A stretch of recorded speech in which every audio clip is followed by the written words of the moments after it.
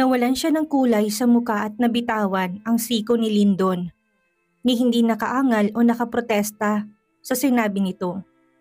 Sunod na lang niyang nalaman ay pumasok na to sa opisina habang si Marie ay sinalbang pagkain mula sa basurahan. Nasa paper bag pa naman kasi at hindi naman tinaktak ang mga pagkain. Sayang, ang mahal pa naman ng mga to, komento pa ni Marie habang nilalabas ang mga pagkain mula sa paper bag. Huminga siya ng malalim, kinalma ang naghinginig na kamay. Iuwi mo na lang Marie, sayang lang. Kumibit balikat ito at nilagay ang mga yon sa ref na nasa pantry area. Siya naman ay bumalik sa mesa. Bakit kasi hindi na lang siya nito niyayang kumain sa labas kaysa magpa-deliver pa? O kaya naman ay sana sinabihan siyang ibibili siya nito ng pagkain. Nasa po niya ang noo noong kumirot ang ulo niya. Si Lyndon yatang magiging dahilan ng maagang pagputi ng buhok niya. Sumandal siya sa swivel chair sakto sa pagbabalik ni Marie mula sa pantry at sa pagbukas ng elevator para sa isang bagong panauhin. Ngunit natigil siya sa pag-sway sa upuan at napataas ang kilay sa babaeng wala pa sigurong 25 ang edad. Ang tuwid nitong buhok at magandang postura sa mukha ay kalingon-lingon.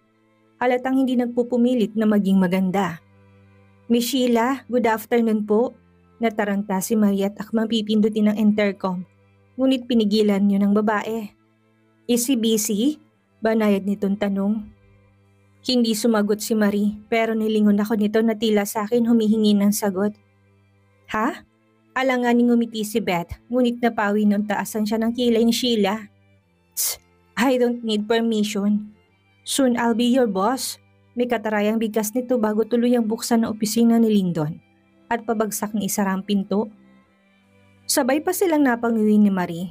Maganda nga, magaspang naman palang ugali niya, komento ni Marie. Napabuga siya ng hangin. Kung yun si Sheila ay malamang na yun ang fiancé ni Lyndon. Ngayon ay gusto niyang tirisin ng babae, hindi lang dahil tinarayan siya nito, kung hindi dahil kay Lyndon ang bagsak nito. As if namang pakakasalan yun ni Lyndon. Natigil siya nung biglang bumukas ang pinto ng opisina at galit na lumabas doon si Sheila.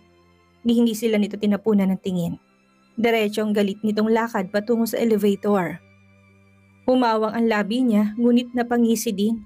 See, Lyndon won't settle to a woman like her. Napabaling ang atensyon ni Marie sa kanya. Kunot ang noon nito. Paano mo nasabi, Ma'am Beth? Kasi ba ikaw ang gusto ni Sir Lyndon? Tukso nito, nagsalubong ang kilay niya. Nisay hinagap ay malabong magustuhan siya ni Lyndon. Eto pa nga mismo nagsabing hindi ito mananatili sa isang tulad niya. He doesn't like me. Mabait siya sa mga anak ko, yun lang yun. Mukhang hindi naniwala si Marie. Pero hindi na siya nagpaliwanag pa. Pinikit na lamang niyang mga mata. Malamang na wala na siyang gagawin sa maghapon. Hihintay na lang matapos ang oras hanggang uwian. I need black coffee. No sugar. Napabalikwas siya mula sa sigaw sa intercom. Nagkatinginan sila ni Marie. Galit yata, bulong nito.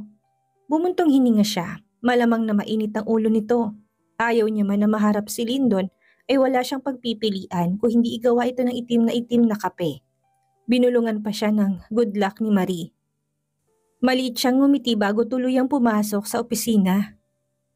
Maingat niyang isinara ang pinto, bumagsak ang tingin niya kay Lyndon na nagsasalubong ang kilay, pero ang tingin ay nasa hawak na papeles. Kulang na lang ay malukot yon sa higpit ng hawak niya. Mukhang galit na galit ito base na rin sa pag-igting ng panga nito. Nanguso siya tahimik na nilapag ang kape sa mesa. Ni hindi ito nagangat ng tingin kaya tumalokip-kip siya. Mukhang hindi magandang naging usapan nila ni Sheila. O baka wala namang usapang nangyari dahil wala pang ilang minuto ay agad nang lumabas si Sheila. So, binisita ka ng fiancé mo? Bakit? Ikakasal na kayo bukas? Hindi niya mapigil ang tanong. No, never. Malamig nitong sagot. Ang mga mata'y tutok pa rin sa binabasang papel. Napataas ang kilay niya. Tinanggihan mo? Kaya pala galit. Humakbang siya papalapit sa gilid ng mesa at dumukwang sa gilid nito kahit pa hindi siya nito tinatapunan ng tingin. Poor girl, ayaw mo bang magpakasal sa kanya? Nabitin sa ere ang mga salita niya. Namilog ang mga mata noong haklitin nito bigla. Ang braso niya dahilan upang bumagsak siya sa kandungan nito. Napasinghap siya noong umikot ang braso ni Lyndon sa kanyang tiyan habang ang mga labi nito'y dumantay sa kanyang tenga. Felt that poking thing under you? It is ready for war. May dinat galit na bigkas nito. Napalunok siya, binalot ng kaba, noong marinig at maramdaman ang pagkalas nito sa sariling belt. Ang kamay nitong nasa kanyang tiyan ay naglakbay sa pagitan ng kanyang mga hita. Ngunit bago ito dumapo doon, ay mabilis siyang lumayo sa lalaki at walang lingon likod na lumabas ng pinto. Pigil niyang muling pagsinghap kahit pa nahahapo na siya. Hindi niya pinansin si Marie. Dumiretso siya sa pantry area. Kumuha ng malamig na tubig at inisang lagok yon bago pinaypayan ng sarili. Nagpapadyak siya at inis na umatungal. Hindi pwedeng basta na lang siya hahawakan ni Lyndon kung kailan nito gusto. Kailangan ay may kontrol siya sa lalaki at hindi itong kumukontrol sa kanya.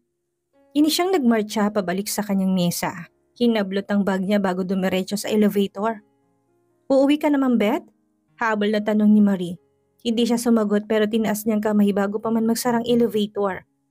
Napaingo siya noong makitang bumukas ang pinto ng opisina ni Lyndon. Mabuti na lang at nauna siya sa elevator. Kung hindi nagkasabay pa sila.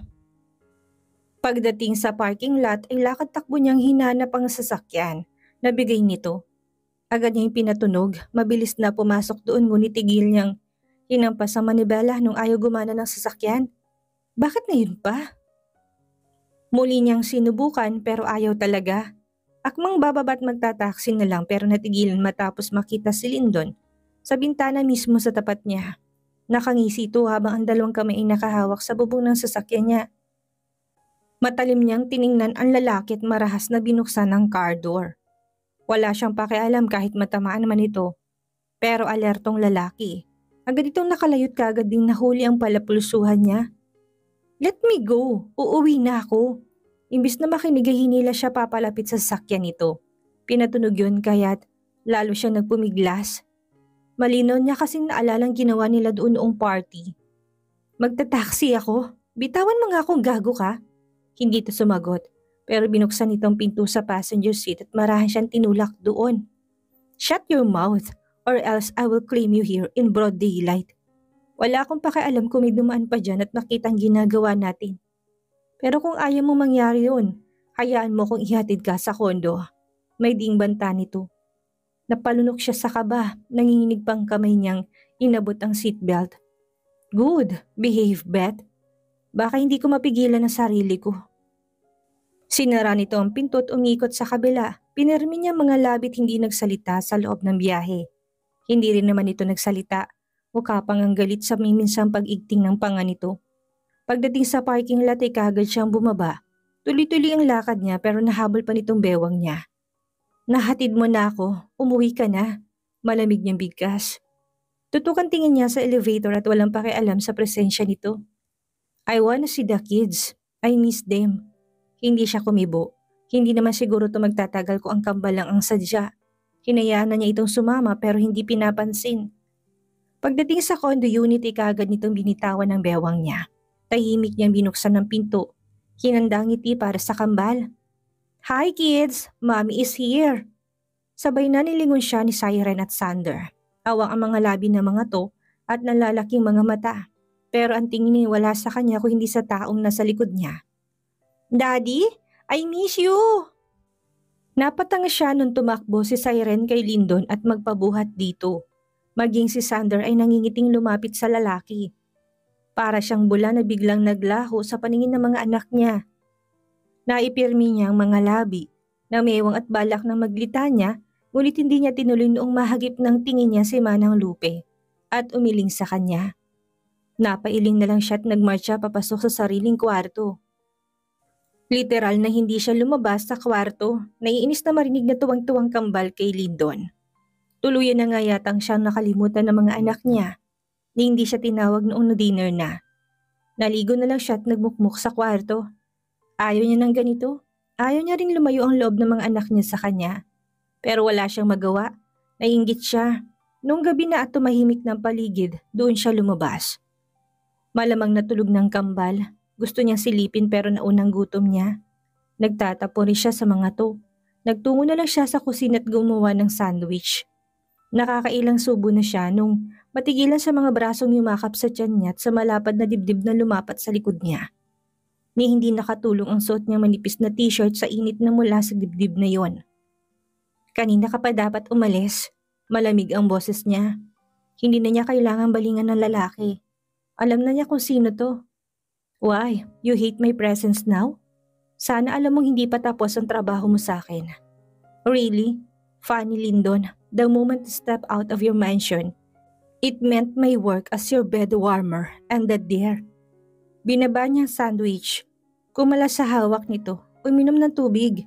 Says who? Wala kang pinasang resignation letter. Pumesto to sa gilid niya. Binabalandra ang hubad nitong pang-itaas. Dumapo tuloy ang tingin niya sa sala.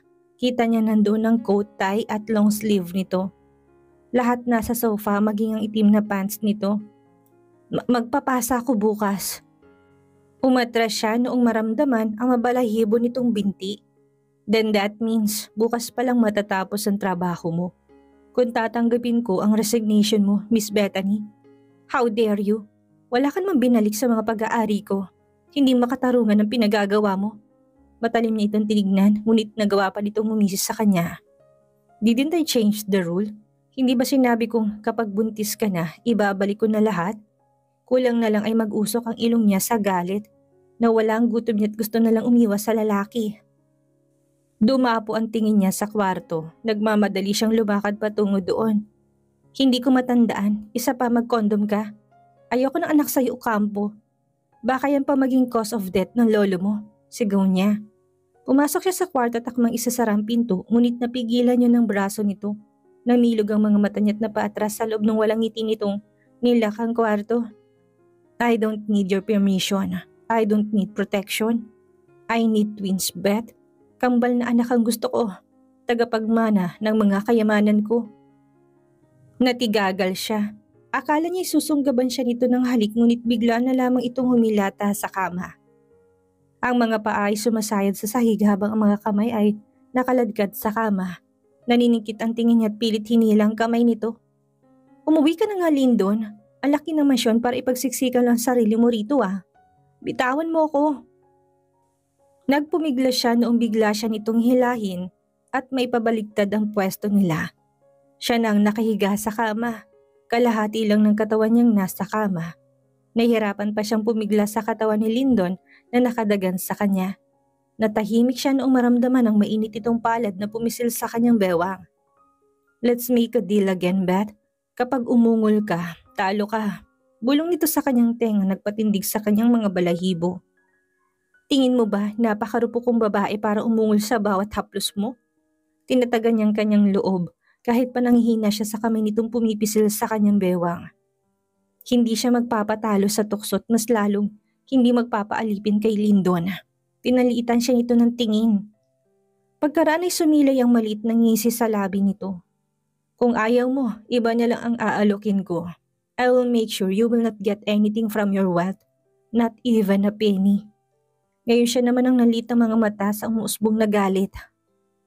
Kung makakagalaw lang siya mula sa pagkakadaga nito, ay baka sinampal na niyang lalaki. And what about your cousin Cindy? Isn't she good candidate to bear my twins? Mabagal na bulong nito sa kanyang tenga. That triggered her. Her hatred towards Cindy suddenly boiled over and exploded. Suminghap siya dahil sa galit. Hindi niya papayagang si Cindy pumalit sa pwesto niya at mapunta sa ilalim nito. At mas lalong hindi niya tinisang hirap mapunta sa ganito para lang mapunta kay Cindy ang yaman nila. Napirmi mga labi niya. Kumuya ang mga kamay at matalim na tinitigan si Lyndon pero hindi yun alintana ng lalaki. Nakangisi pa ito habang bumaba ang ulo sa kanyang leeg. I guess that is a no. Let's continue the deal then. Kapag umungol ka, sensual nitong bulong bago marahang binaba. Ang kanyang suot na pang ibaba. Maging ang underwear niya yata'y sumama doon. Talo ka. Nahigit niya ang hininga noong simula nitong halikan ng kanyang laeg. Napapikit siya at pinigilan ang sariling umungol kahit pa umaawang ang mga labi niya noong dumapo ang sampalad nito sa kanyang dibdib. Kung pag-ungol lang ay kaya niyang pigilan, ngunit hindi siya sigurado kung hanggang kailan. I knew it. You can't resist me. Bulong nito. Napalunok siya. Hindi pa ako umuungol o kampo. Madiing bigkas niya. Kaya lang ay naisara niya muli ang bibig nung gumalaw ang palad nito. Muling bumalik ang naipon na init sa kanyang dibdib at sa kanyang puson.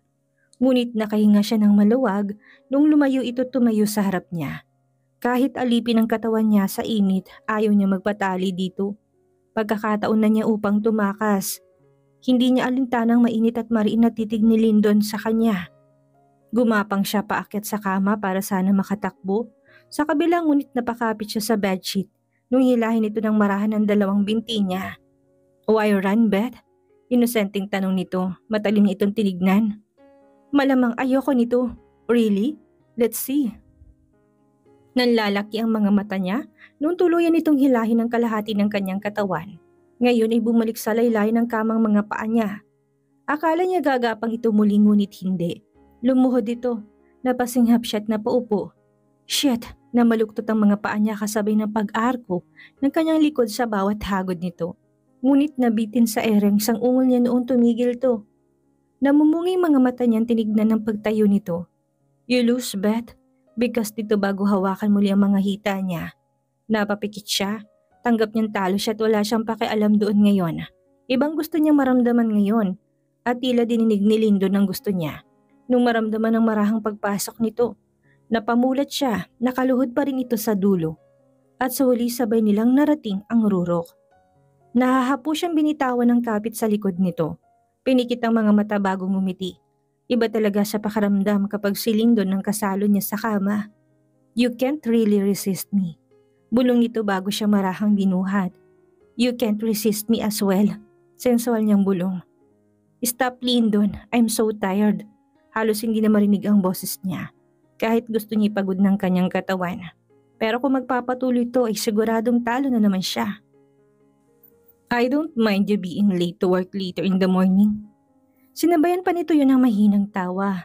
"Or if you want, pwede ka mag-absent ngayon at matulog lang. And I hope you won't shoo me away if I choose to stay here every night, Beth."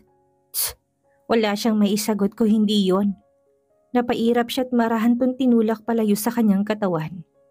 Mabuti na lang at nagpatangay ito ngunit niyakap naman siya mula sa likod. "Papasok ako, Lyndon. Baka tanghali." Mahihina niya imporma. Hinalikan nitong batok niya ngunit hindi siya umimik at pinikit na lamang ang mga mata. "I want twins." Ani pa nito ngunit nilunod na yun ang kanyang antok. Paggising niya ay mataas ng sikat ng araw. Nananakit din ang kanyang katawan ngunit una niyang hinanap sa tabi niya si Lyndon. Marahan siya nagmulat noong hindi ito naramdaman sa tabi niya. Wala lang laman ang gilid niya kaya't napagtanto niyang baka umalis na ito. Imbis na bumangon ay muli siyang pumikit. Hinatak ang kumot at napangiti. Nagpahinga lang siya ng ilang minuto bago bumangon. Naligot dumiretso sa sala matapos mag-ayos. Dinatnan niya sa salang kambal na naglalaro ng snake at ladder. Hindi niya maalala na binili niya mga yon pero baka si Lyndon ang bumili. Matapos maalala ang lalaki umikot ang tingin niya sa paligid. Imbis na si Lyndon ay si Manang Lupe ang dinapuan ang tingin niya. Nakatitig sa kanyang ginang kaya tipid niya itong nginitian. "Good morning po." Tumango ito. "Halos kakaalis lang ni Sir Lyndon, iha. Tapos yung t-shirt mo naiwan mo yata sa mesa sa kusina. Nilagay ko na lang sa laundry basket." Tila binuhusan siya ng kumukulong tubig. Nag-init na mga pisngi niya at kahit hindi direktang sabihin ng ginang ay alam niyang may hinuha na to sa kanila ni Lyndon. Tumikim siya. "Salamat po."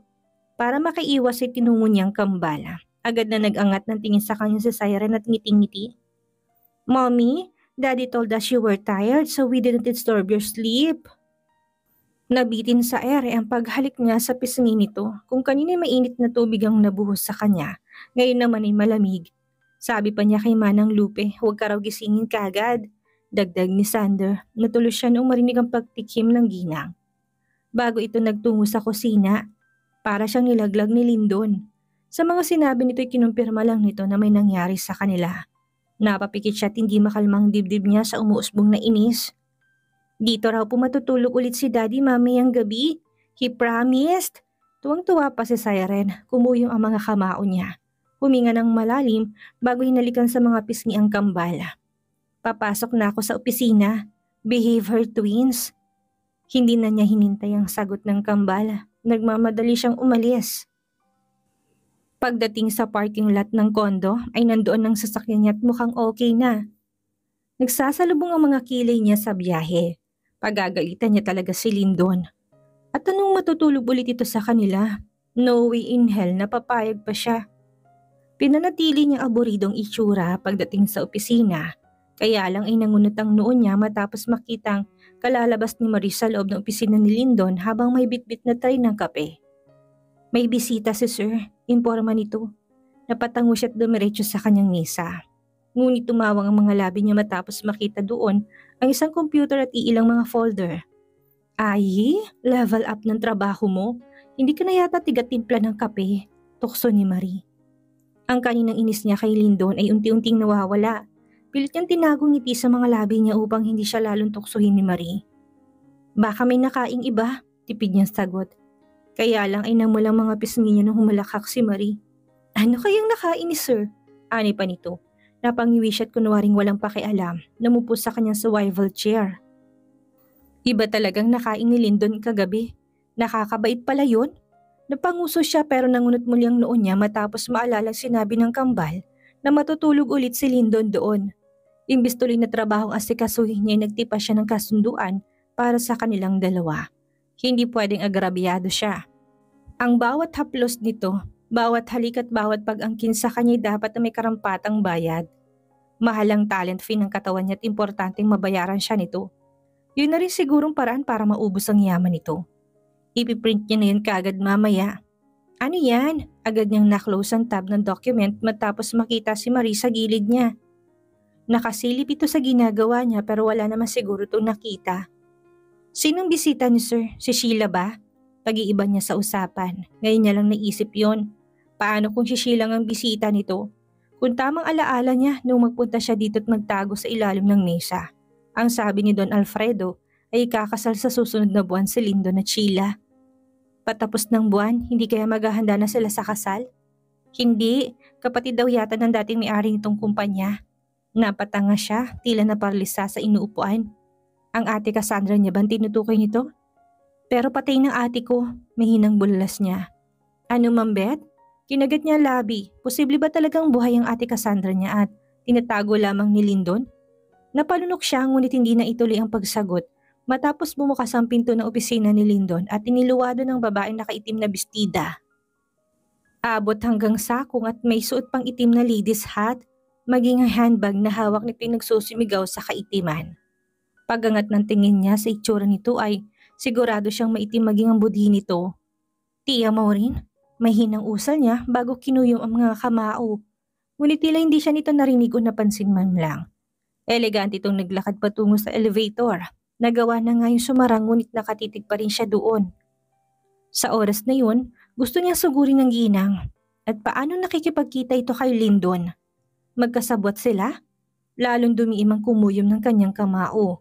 Napatayo siya takmang susugurin si Lyndon. Ngunit mukhang hindi na kailangang matapos tumunog ang intercom. Miss Bethany, in my office. Ano nga kayang ginagawa ni Maureen at nakapagkita to kay Lyndon? Sino nga kayang makikita ni Bethany na kasama ng ginang? Yan ang ating aalamin sa susunod nating kabanata.